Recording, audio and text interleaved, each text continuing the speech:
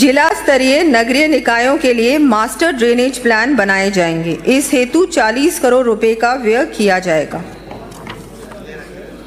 प्रदेश में प्राकृतिक एवं मानव निर्मित विभिन्न प्रकार की आपदाओं के प्रबंधन हेतु नागरिक सुरक्षा विभाग एवं एसडीआरएफ के सुदृढ़ीकरण के लिए बाढ़, भूकंप, आगजनी, रासायनिक दुर्घटनाओं आदि हेतु खोज व बचाव उपकरण उपलब्ध कराए जाने के लिए 60 करोड़ रुपए का व्यय किया जाएगा।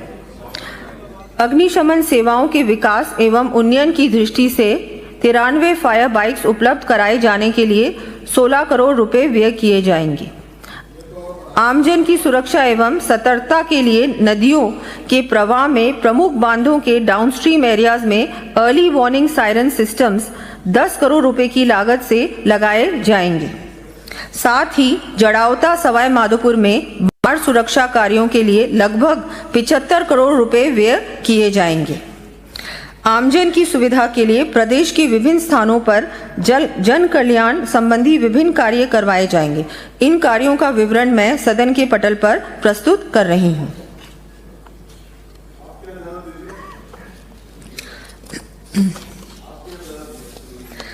हमारे द्वारा शुरू की गई पंच गौरव योजना के अंतर्गत आगामी वर्ष जिलों में आधारभूत संरचना, पर्यटन उन्नयन, सांस्कृतिक संरक्षण, स्थानीय उत्पादों की ब्रांडिंग तथा नवाचार आधारित परियोजनाओं के लिए 150 करोड़ रुपए का व्यय किया जाएगा। प्रदेश के आर्थिक विकास के लिए स्थानीय निकायों एवं राजकीय उपक्रमों के इंफ्रास्ट्रक्चर प्रोजेक्ट्स को इनोवेटिव फाइनेंसिंग सुलभ करवाने के लिए Raj Setu Rajasthan structured enabler for transformative urban and infrastructure financing fund की स्थापना की जाएगी।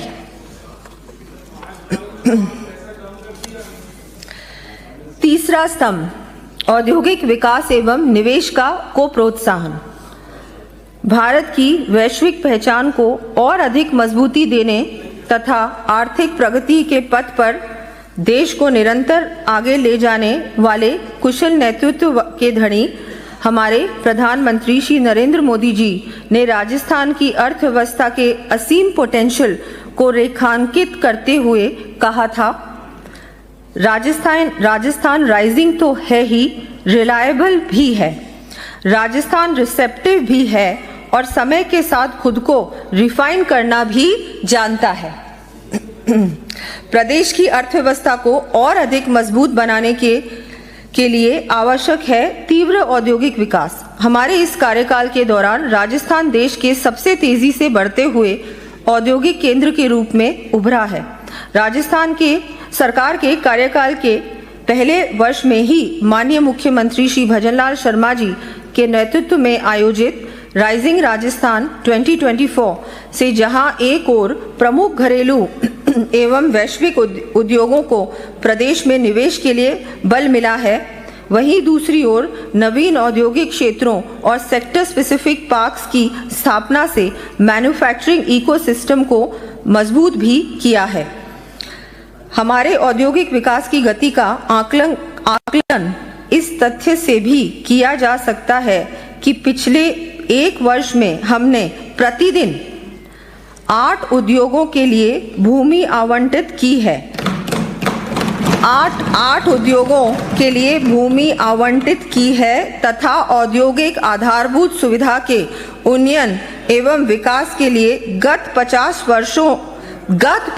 वर्षों में सर्वाधिक राशि व्यय की है।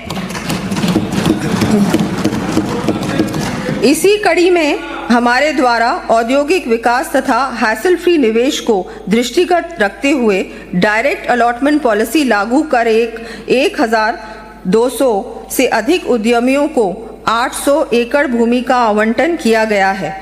इस नीति के सुखद परिणामों तथा निवेशकों की सुविधा को ध्यान में रखते हुए इसे दिसंबर 2026 तक जारी रखा जाना प्रस्तावित है। प्रदेश में औद्योगिक विकास की यात्रा को निरंतर जारी रखने की दृष्टि से विभिन्न स्थानों पर नवीन औद्योगिक पार्कों की स्थापना तथा अन्य आधारभूत कार्य करवाए जाएंगे। इन कार्यों का विवरण मैं सदन के पटल पर प्रस्तुत कर रही हूँ।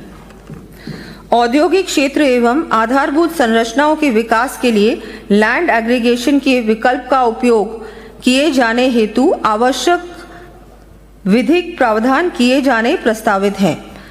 लघु व छोटे उद्यमियों को संबल प्रदान करने एवं उद्योग स्थापना संबंधी सुविधाएं सुलभ करने के लिए प्रदेश के समस्त संभाग मुख्यालयों पर plug and play facility for small and micro enterprises स्थापित किए जाने की मैं घोषणा करती हूं। आगामी वर्ष 350 करोड़ रुपए की राशि से ये कार्य हाथ में लिए जाएंगे। दिल्ली मुंबई इंडस्ट्रियल कॉरिडोर परियोजना के तहत जोधपुर पाली मारवाड़ औद्योगिक क्षेत्र के लिए लगभग 3600 हेक्टेयर भूमि चरणबद्ध रूप से विकसित की जाएगी। प्रथम चरण में सड़क, बिजली, पानी आदि आधारभूत संरचना के कार्यों पर आगामी 2 वर्षों में लगभग 600 करोड़ रुपए का व्यय किया जाना प्रस्तावित है।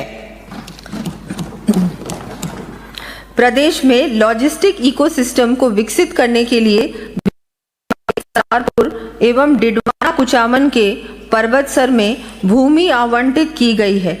राज्य में और नए लॉजिस्टिक हब्स विकसित किए जाने हेतु निजी क्षेत्र के सहयोग से inline container depot, multi modal logistic hub आदि की स्थापना की जाएगी। देश विदेश के प्रवासी राजस्थानियों से सतत संवाद एवं जुड़ाव के लिए हमारे द्वारा domestic and overseas Rajasthani affairs विभाग का गठन किया गया है।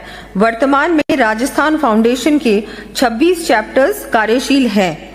आगामी वर्ष दक्षिण अफ्रीका, न्यूजीलैंड, कनाडा आदि को सम्मिलित करते हुए 14 नए चैप्टर्स शुरू किए जाएंगे। माटी कला से जुड़े कलाकारों के उत्थान के लिए आगामी वर्ष 5000 इलेक्ट्रिक व्हील्स व मिट्टी गूंथने की मशीनें उपलब्ध करवाई जाएंगी। इस हेतु 15 करोड़ रुपए का व्यय किया जाएगा। राजस्थान ओडीओपी पॉलिसी 2024 के अंतर्गत इकाइयों की स्थापना के साथ साथ विस्तार हेतु ऋण लेने वाली सूक्ष्म एवं लघु इकाइयों को मार्जिन मनी उपलब्ध करवाए जाने के लिए 15 करोड़ रुपए का प्रावधान किया जाना प्रस्तावित है। कृषि मंत्री जी सो गए सर, जग रहे हैं।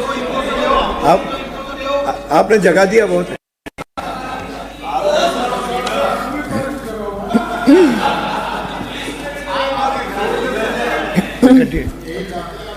चौथा स्तंभ मानव संसाधन का सशक्तिकरण, युवा विकास एवं कल्याण। संयुक्त राष्ट्र संघ के पूर्व सेक्रेटरी जनरल, नोबेल शांति पुरस्कार विजेता कोफी आनान ने कहा था, Young people should be at the forefront of global change and innovation. Empowered, they can be key agents for development and peace. अर्थात युवाओं को वैश्विक परिवर्तन एवं नवाचार के लिए अग्रणी होना चाहिए। सशक्त युवा विकास और शांति के प्रमुख कारक सिद्ध हो सकते हैं। विकसित राजस्थान की संकल्पना को साकार करने में युवा शक्ति की महत्वपूर्ण भूमिका एवं योगदान है। हमारे माननीय मुख्यमंत्री श्री भजनलाल शर्मा जी का ध्येय है कि प्रदेश का युवा नौकरी लेने वाला नहीं बल्कि नौकरी देने वाला बने।